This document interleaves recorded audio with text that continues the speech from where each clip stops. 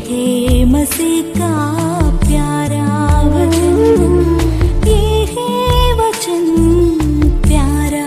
परमेश्वर के धन्य नाम की महिमा हो। प्रभात मनन के सत्र 2419 में आप सभी का बड़े प्रेम के साथ स्वागत करता हूं। आइए आज के मनन के लिए हम पढ़ते हैं पतरस की पहली पत्री अध्याय 4 पद 13। और जैसे जैसे मसीह के दुखों में सहभागी होते हो आनंद करो, जिससे उसकी महिमा के प्रकट होते समय भी तुम आनंदित और मगन हो। हमारे कल के मनन में देखे थे कि सच्चे मसीहियों पर जब वे वर्तमान संसार में रहते हैं, दुख और सताव होना स्वाभाविक बात है। वचन और विश्वास के लिए यदि हम सच्चाई के साथ खड़े हो तो न केवल हमें अविश्वासी संसार से दुख झेलने पड़ेंगे, बल्कि कपटी मसीहियों से भी विरोध का सामना करना अवश्य पड़ेंगे। परंतु निम्न दुखों का समय हमारे लिए यह साबित करने का मौका है कि वास्तव में परमेश्वर से सर्वाधिक प्रेम करते हैं। प्रारंभ में पढ़ी गई बाइबल पद में लेखक प्रेरित पतरस कष्ट सहने वाले विश्वासियों से कह रहा है कि जैसे जैसे मसीह के दुखों में सहभागी होते हो आनंद करो, जिससे उसकी महिमा के प्रकट होते समय भी तुम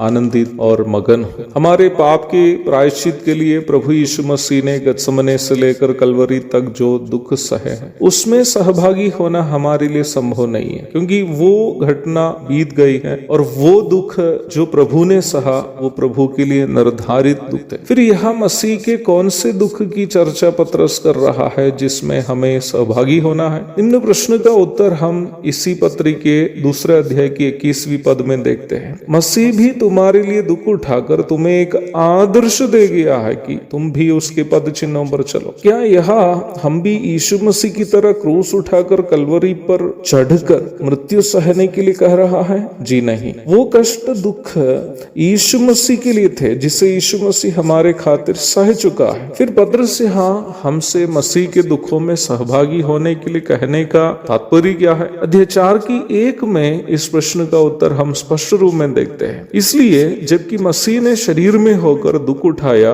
तो तुम भी उसी मनसा को हथियार के समान धारण करो। अर्थात वर्तमान संसार में जीवन बिताते समय यीशु मसीह जिस मनसा से जीवन व्यापन किया उसी मनसा से हम भी जीवन बिताए। जबकि वर्तमान पाप से प्रदूषित संसार में यीशु मसीह के मनसा से जीवन बिताना एक बहुत ही चुनौतीपूर्ण कार्य है। पल पल में हम यहाँ सताए जाने की पूरी संभावना है, परंतु निम्न प्रकार हमारे मसीह विश्वास के कारण या वचन की सच्चाइयों के लिए खड़े रहने के कारण यदि हम सताए जाए तो हमें उन सतावों को झेलते समय आनंदित होना है। सताव सहने का मतलब हमेशा मार खाना ही नहीं होता है। मानसिक रूप में प्रताड़ना सहना, नियमानुसार हमें मिलने का हक को जानबूझकर खो जाना या बदनाम हो जाना आदि भी इन सतावों में शामिल है। यद्यपि मसीह विश्वास के कारण मुझे कभी कोई शारीरिक रूप में सताया तो नहीं है। पहले बताए गए तीनों प्रकार की सताव से मैं गुजरते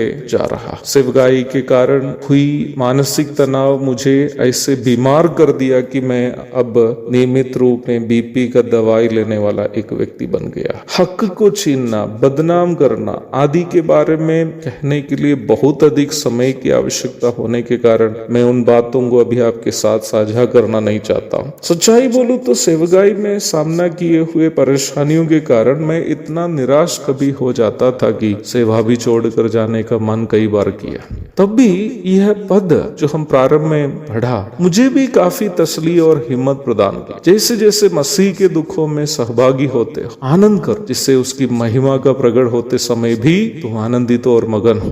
अब यारो, यदि हम वास्तव में मसीह के पद चिन्हों पर चलने के कारण यह सताए जाए, निश्चय ही हमारा एक भी दुख, एक भी आंसू बेकार जाने वाला नहीं है। प्रभु जब महिमा में प्रकट हो जाएंगे, उनके 1000 वर्षीय शासन जो वर्तमान संसार में होगा और तत्पश्चात उस नई धरती और आकाश में भी उनकी महिमा में हम भी सहभागी हो जाएंगे। इसलिए आने वाली उस महिमा को आत्मा में दर्शन करते हुए आइए हम वर्तमान संसार के सभी दुखों को आनंद के साथ झेलते रहेंगे। एक और शुभ दिन की धन्य कामनाओं के साथ आज को मनन में समाप्त करता हूँ। प्रभु आप सबको आशीष दे। आमीन।